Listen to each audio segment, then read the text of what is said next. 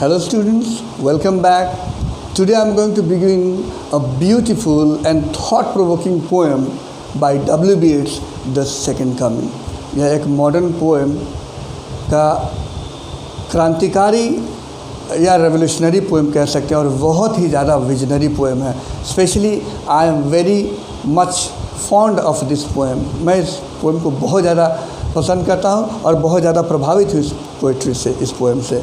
The second coming, the title suggest the second arrival of Jesus Christ the God.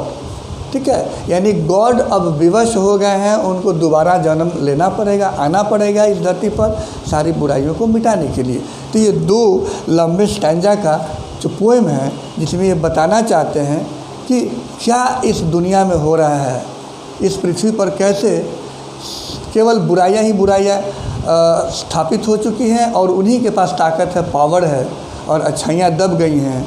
अगले stanza में जो concluding है उसमें वो विज़न बताते हैं कि कैसे अब ये राइट टाइम है जब गॉड का एडवेंट होगा, एक बार फिर से आगमन होगा. वो दूसरी बार, पहली बार आए थे तो अपनी जान दे के इस जहान को बचाए थे, दूसरी बार जब आएंगे तो बुराइयों को मिटाने के लिए वो किस तरह का रूप लेंगे, इसी के बारे में है. तो ये आयरिश पोएम है. W.B. Yeats William Butler Yeats Ireland के पोएट हैं. ठीक है, आयरिश पोएट इसको कहेंगे. तो कहते हैं turning and turning in the widening gyre. ठीक है, सर्कुलर मोशन. अभी जायर पर उन्होंने पूरी किताब लिखी है, GYRE. जायर का मतलब होता है a movement in a circular वे, यानी वो किसी खास स्थान से शुरू होकर फिर से वहाँ पर पहुँचकर वो उसका गति ख़त्म होता है और फिर शुरू होता है. तो इसको कहते हैं जायर, उनका एक पर्टिकुलर वर्ड है. और इसमें होता है क्या कि वो हर 2000 वर्ष बाद अपना वो गति का घूर्णन पूरा करता है. तो उनका कहना है कि now 20th century is going to be end and it needs to be finished, यानी हर चीज़ का नाश होगा, सारी बुराइयों का. अब वो राइट टाइम आ चुका है, हाई टाइम आ चुका है. वो कहते हैं turning and turning in the widening gyre the falcon cannot hear the falconer. यहाँ फैल्कन और फैल्कन वो कहते हैं किस चीज़ को, दिमाग को, और फैल्कनर कहते हैं हार्ट को. यानी दिमाग जो है वो हृदय की बात नहीं मान रहा है, दोनों में क्लैश हो गई है. ठीक है, मतभेद है. यानी जो व्यवस्था है और व्यवस्था चलाने के लिए जो नियम बनाए गए हैं उस नियम का पालन नहीं हो रहा है. The falcon cannot hear the falconer, things fall apart. और हर चीज़ बिखर गया है. थिंग्स फॉल अपार्ट ये बहुत बड़ा इमेज है कि सब चीज़ तितर बितर हो गया है. The centre can not hold. अब सेंटर का मतलब सेंट्रल गवर्नमेंट भी हो सकता है और यहाँ माइंड को भी कहा जा सकता है कि अब माइंड जो है वो विकृत हो चुका है, उसका कोई कंट्रोल नहीं रह चुका है, सेंट्रल गवर्नमेंट का भी कंट्रोल नहीं है. मियर anarchy is ruled upon the world. और पूरे विश्व में सिर्फ अराजकता फैल गई है, खून खराबा, ठीक है, अपराध फैला हुआ है. और क्या कहते हैं, the blood dim tide is loosed and everywhere. यहाँ कैकोफोनिक साउंड का इस्तेमाल करते हैं. The blood dim tide is loosed. हर जगह खून ही खून है, हर जगह हत्या ही हत्या है. And everywhere the ceremony of innocence is drown. पहला कैकोफोनिक, अगला ही लाइन जो यूफोनिक है, जो बहुत ही मधुर है और वो अच्छाई को शो करता है. तो कहते हैं कि the ceremony of innocence is drown.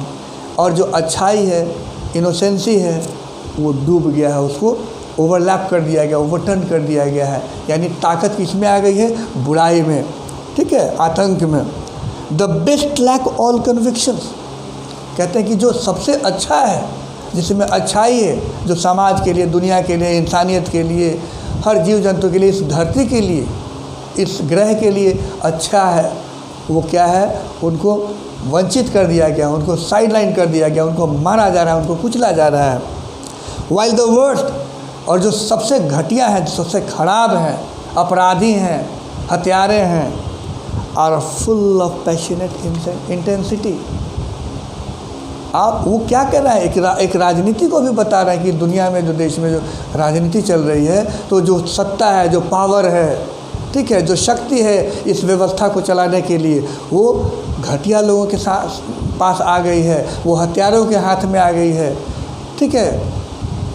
तो ये कहते हैं कि the worst are with full intensity, सबसे ज़्यादा पावर किनके हाथ में आ गया है? जो विनाशक हैं, जो डिस्ट्रक्टिव हैं, उन्हीं के हाथ में आ गया है, और जो अच्छे हैं, इंटेलेक्चुअल्स हैं, उनको दबा दिया गया है। तो ये सीनरी बताते हैं, पहला जो स्टैंजा है वो क्या वस्तु स्थिति है, कैसे दुनिया में अराजकता फैला हुआ है और कैसे अच्छाई को दबा दिया गया है। अच्छे जो लोग हैं या अच्छे जो क्रिएटिविटी है, उन सबको साइडलाइट कर दिया गया, फिर मारा जा रहा है, पीटा जा रहा है, उनकी हत्या कर दी जाए, उनकी आवाज़ को दबाई जा रही है, उनकी फ़िलॉसफी को दबाई जा रही है।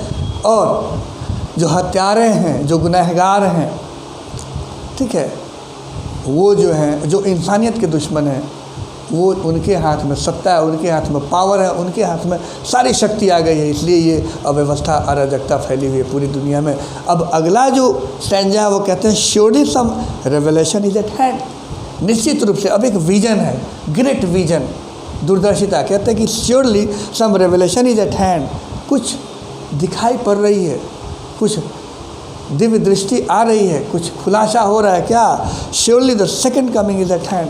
वो कहते हैं कि निश्चित रूप से वो कॉन्फिडेंट हैं पोएट कि अब सेकंड कमिंग बहुत ही जल्दी आने वाला है, दूसरा अवतार आने वाला है। किसकी? The God. The second coming is at hand, नज़दीक है, क्योंकि अब बुराई का अति पूरा हो चुका है, उसका घड़ा भर चुका है। द सेकंड कमिंग दोबारा आना। पोएट आश्चर्य करता है, hardly are those words out, अभी वो वर्ड आउट हुए ही हैं, प्रकाश में आया ही है। When a vast image out of Spiritus Mundi, Spiritus मुंडी ये हिंदू माइथोलॉजी से दिए हुए हैं, हिरण्यकश्यप, ठीक है, उन्होंने विष्णु का अवतार हुआ था तो बहुत ही भयानक रूप लेके, क्योंकि डिस्ट्रॉय करना होता है तो उसका शकल सूरत जो होता है वो भयानक होता है, और प्रिजर्व करना होता है तो वो काइंडनेस का वो शक्ल सूरत होता है, बहुत ही अट्रैक्टिव होता है। तो यहाँ पर जो है स्पिरिटस मुंडी वो हिंदू माइथोलॉजी से लिया गया है। जैसे ही वो शब्द बाहर आया कि सेकंड कमिंग होने वाला है, तब तक कुछ दूर से इमेज, उसकी प्रतिबिंब दिखाई पड़ती है। When a vast image out of Spiritus Mundi troubles my site, अब जो दिखाई दे रहा है वो अस्पष्ट है लेकिन बड़ा ही डरावना है। और गॉड तो डरावना है नहीं, क्योंकि जीसस क्राइस्ट जब पहली बार आए थे तो अपनी जान दिए थे इंसानियत को बचाने के लिए, दुनिया को बचाने के लिए। लेकिन इस बार जो अवतार आ रहा है और जो दिख रहा है, जो आभास हो रहा है, वो बहुत ही डरावना है। Troubles my eyes my sight somewhere in sand of the desert, दूर दराज वीरान। तो डेजर्ट जो है वो दो चीज़ों को शो करता है, एक तो इनफर्टिलिटी, डिस्ट्रक्शन, और दूसरी वीरान। तो वहाँ दिखाई दे रहा है a ship with lion body and the head of a man, ये पूरा बॉडी जो है वो खूंखार शेर का है और दिमाग जो है वो इंसान का है, यानी खतरनाक। A gaze blank and pitiless as the sun, yes, यहाँ पर इन्होंने ज़बरदस्त सिमिली का प्रयोग किया है। अ गेज ब्लैंक यानी जो उनकी आंखों में कोई दया नहीं है, बिल्कुल एम्प्टी है, कोई करुणा नहीं है, कोई दया भाव, कोई सिक्योरिटी नहीं है। एंड पिटीलेस एज द सन, बिल्कुल निर्दयी, सूरज की जो गर्मी होती है बिल्कुल निर्दयी होती है, किसी को नहीं बख्शती है। उसी तरह से ये आभास हो रहा है। Is moving it slow thighs while all about it, धीरे धीरे वो बढ़ रहा है। Reel shadow of the indignant desert birds, अब इस स्थिति में हो क्या रहा है कि जितने भी पशु पक्षी हैं वो आभास हो गया है, धीरे धीरे वो उनकी आवाज़ें सुनाई पड़ने लगी हैं कि कुछ समथिंग, ये ओमिनस जो होता है, जैसे नहीं होता है कि एक आभासी भविष्यवाणी, उस तरह से। The darkness drops again but now I know, अंधेरा छाने वाला है, बुराई का संकेत होता है, तो बुरा मिटने वाला है। But I know, now I know, कहते हैं कि अब उनके पास विजन आ गया, उनके पास दिव्य दृष्टि आ गई है, उन्हें दिख रहा है, उनके पास विजन आ गया है। But now I know that 20 centuries of stony slip, 2000 वर्षों तक ये शांत जो सोया हुआ था, तो यार वो फिर से जाग गया है। यहाँ कैलेंडर को शो कर रहा है 20th सेंचुरी। अब वही जाहिर है, अब पूरा हो गया है उसका वक्त, अब फटेगा और सारी बुराई का नाश होगा। ठीक है, नाश करने के लिए है that 20 centuries of stony sleep were vexed to nightmare by a rocking cradle. अब वो डरावने सपने की तरह आ रहा है, आवाज़ें आ रही हैं। And what rough beast, the poet is exclaimed, amazed, shock में है। And what rough beast, its hour come round at last. अंततः वो समय आ गया है, कहाँ? Slouched towards Bethlehem to be born. लगता है कि फिर वहीं Bethlehem where Jesus Christ was once born, जिनका जन्म हुआ था, कहाँ पे? बेथलेहम में। फिर शायद उनका जन्म एक बार फिर से होने वाला है, तो ऐसी उम्मीद जताते हैं, ऐसा विजन देते हैं। यही है the second coming, a very beautiful and visionary poem, my favourite, by W.B. Yeats. So keep on watching, sharing and subscribing. Thank you very much.